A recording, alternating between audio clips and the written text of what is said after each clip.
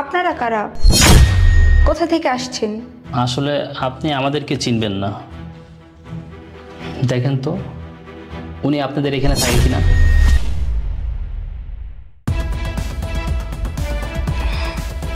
হ্যাঁ, উনি তো আমার বাবা।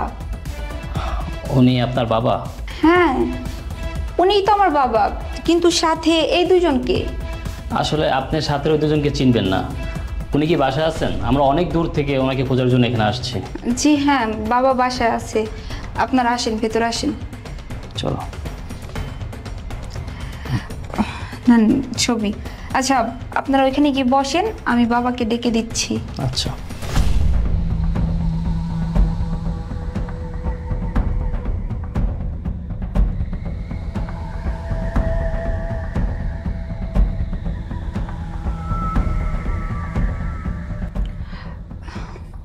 বাবা, তুমি এইখানে?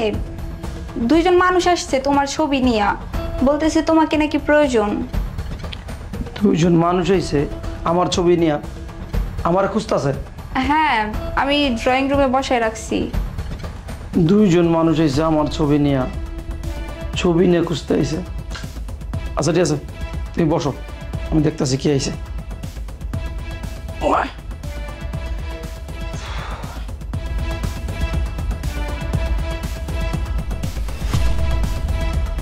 কিরে মা, জিজ্ঞেস যে কোথা থেকে আইছে? না বাবা, আমি তো চিনি না তাদেরকে, ওই জন্য কিছু জিজ্ঞেস করি নাই। আচ্ছা ঠিক আছে। নেহা, এদিকে আয় তোমা। হ্যাঁ হ্যাঁ মা, বলো। কি কইলি? কিছু তো বুঝলাম না। তোর বাপের ছবিটা কে আইছে তোর বাপের খুঁজতে? আমি তো চিনি না মা, ওই যে একটা পুরুষ আর একটা মহিলা আসছে বাবার ছবি নিয়ে, বাবার জোয়ানকালের ছবি। সাথে দেখলাম দুইজন মানুষ আছে, একটা মহিলা আর একটা ছোট পিচ্ছি। কি? তোর বাপের জোয়ানকালের ছবি? হ্যাঁ, ছবিতে তো আব্বার অনেক জোয়ান লাগতেছে। লগে একটা মহিলা আর একটা বাচ্চা? তোর বাপে নিশ্চয় জোয়ানকালে একটা কাম করছে। আমারে মিথ্যা কথা কইয়া ঠকায়া বিয়া করছে তোর বাপে আমারে। কি কইতাছো তুমি এইগুলা? মানে তুমি সারাটা জীবন বইরা আমার বাপের সন্দেহ করে গেলা, সমস্যা কি? কি পাইছো? আমার বাপ এত ভালো মানুষ, তারপরও তুমি খালি সন্দেহ করো। তোর বাপের আমি হুদাহুদি সন্দেহ করি না। মহিলা লগে বাচ্চা লগে নিশ্চয়ই তোর বাপে আকাম কুকাম করছে বিয়ার আগে।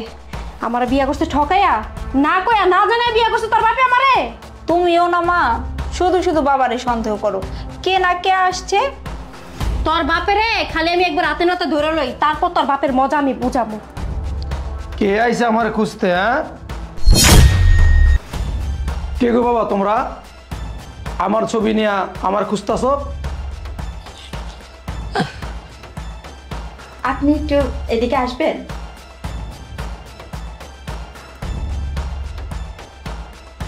হ্যাঁ বাবা বলো, তোমরা কোথা থেকে আইছো আর আমার খুঁজতেছ আমার ছবি নিয়ে?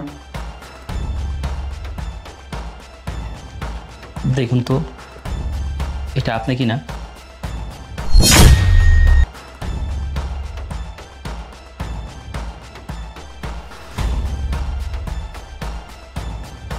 এই ছবি তুমি কোথায় পাইছো? কি ব্যাপার, কথা বলছো না কেন? এই ছবি কোথায় পাইছো আর তুমি কে?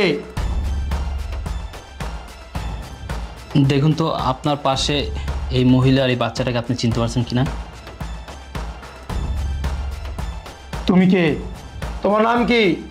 কোথা থেকে আইছো? আমার দিকে তাকাই তুমি কি দেখতেছো? তোমার পরিচয় দাও, তুমি কে? বাবা তুমি আমার চিনো নাই? বাবা তুমি তোমার ছেলেকে চিনতে পারতেছো না? বাবা আমি তোমার ছেলে, আমি তোমার ছেলে রুবেল। দেখো আমি তোমার ছেলে। তুই আমার ছেলে রুবেল, তুই এখানে কেন আইছস? এখানে কেন আইছস? বাবা চুপ, কোনো কথা বলবি না, একদম চুপ। আমি বিয়ে করছি, আমার সুখের সংসার, আমার মেয়ে আছে, মেয়ের জামাই আছে। তুই কি আমার সুখের সংসারে আগুন জ্বালাইতে আইছস? বাবা তুমি আমাদের কথাটা শোনো। চুপ, কি বলবি? কি বলবি তুই বল। এত বছর পরে কেন তুই আইছস? কেন তুই আইছস? আমি যখন তোর মায়ের তালাক দিয়ে দিছিলাম, টাকা পয়সা বরণ বরণ সব কিছু দিয়া আমি তালাক দিছিলাম, এখন কেন আইছস? বাবা, আমাদের কথাটা শুনেন। তুমি চুপ থাকো। এই মেয়েকে বাবা, ও আমার বউ। ও বুঝতে পারছি, বউলে আইসস আমার সম্পত্তির ভাগ নেওয়ার জন্য না, টাকা পয়সার জন্য। বাবা, আমার কথাটা তো শোনো। কি কথা শুনমু, কি কথা শুনমু? তোদেরকে দেখে তো পাওয়া যায় কত অভাবে আছিস তোরা। শোন, আমি টাকা পয়সা কোনো কিছু দিতে পারবো না, আমার পাশে এখন বের হয়ে যা। তোমার উপর আমার আগে থেকেই সন্দেহ আসছিল, আমার আগেই মনে হইতাছিল তুমি আমার বিয়ে করার আগে কোনো না কোনো আকাম ঠিকই করছো। আর আমার সন্দেহ আজকে সত্যিই হইলো, তুমি আমারে বিয়ে করার আগে আরেকটা বিয়ে করছিলা, আর হেই ঘরে তোমার এত বড় একটা পোলাও আছে। দেখো, তুমি বোঝার চেষ্টা করো। কি বুঝবো আমি? দেখি, তুমি জুয়ান কালে আমারে বিয়ে করার আগে এই মহিলারে বিয়ে করছিলা? হ্যাঁ, একটা বাচ্চা সহ এই মহিলারে ডিভোর্স দিয়া তারপরে আমারে বিয়ে করছো। এত বড় বেইমানি করছো তুমি আমার সাথে, মিথ্যা কথা বলছো, মিথ্যা কথা কইয়া তুমি আমারে বিয়ে করছো। বাটপার কোথাকার! আর এখন তোমার আগের ঘরে পোলায়া হাজির হইছে না? কই আমার মাইয়া, কই মাইয়া জামাই, কই নেহা এদিকে আয়, বরণ ডাঙারে লই আয়। তোমার আগের ঘরে পোলারে বরণ করে ঘরে উড়াই। তার মানে আপনি আমার মা? এই, কে তোর মা রে? তোর মতো একটা ছোট লোক গরিব আমার ছেলে হইতে পারে না। আমার একটা মেয়ে আছে, মেয়ের জামাই আছে। তোমার আমি বলতাছি, আকাম যা করছো আগে করছো, এখন আমার মেয়ে আছে, মেয়ের জামাই আছে। মেয়ের জামাই এসব জানা লাগে, এদেরকে বাসা থেকে বের করো। রে আইছিলি তোমার সুখের সঙ্গে আগুন জ্বালাইতে, আগুন জ্বালাইছস না? অনখারস গিলি গা, যাস্তা গিলি গা। আর শুনা যা, আমার সম্পত্তি কানা করি আমি তোরে দিব না। বাবা, এত বছর পর আমি তোমাকে দেখলাম। আমি ভাবছিলাম এত বছর পর তুমি আমাকে যখন দেখবে, আমাকে তোমার বুকে টানে নিবে, আমাকে আদর করবে, ভালোবাসবে। কিন্তু না, তুমি আমার সাথে কুকুর মতো ব্যবহার করতেছো, দূর দূর করে তাড়িয়ে দিচ্ছ। বাবা, বাবা, আমি এখানে তোমার সম্পত্তির জন্য আসিনি, আমি তোমাকে দেখতে আসছি। বাবা, সম্পত্তির জন্য আসো না তো কি জন্য আসছো? হ্যাঁ, দেখা তো মনে হইতাছে ঠিক মতো 3 বেলা খাইতেও পারো না, কামলা দিয়া খাও, রোদে পুরা চামড়া কালো হয়ে গেছে গা। তোমার আমি বইলা দিতাছি সাফ সাফ কইরা, তোমার এই পাপের খাসারত কিন্তু আমরা দিতে পারবো না।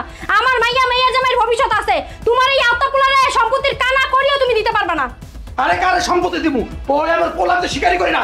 এই না, এই ছবিটা ভাই আমার দেখতে।